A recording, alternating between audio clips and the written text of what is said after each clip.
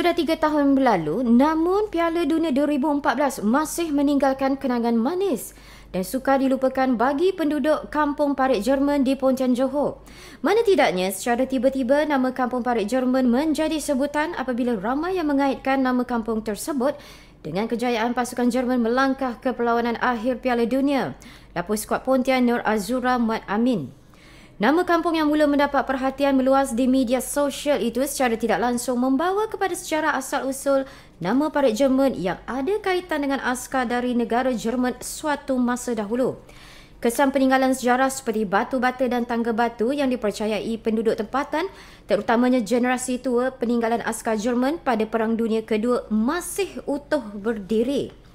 Biarpun tiada sebarang kajian sejarah dilakukan, namun bagi kebanyakan penduduk kampung, mereka percaya adanya kehadiran askar Jerman di situ.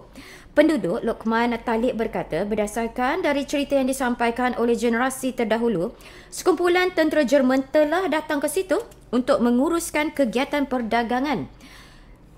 Katanya kewujudan beberapa tangga di kawasan Sungai Paradin mengukuhkan lagi cerita tersebut. Karun dapat tahu dekat Sungai Burung mana tu.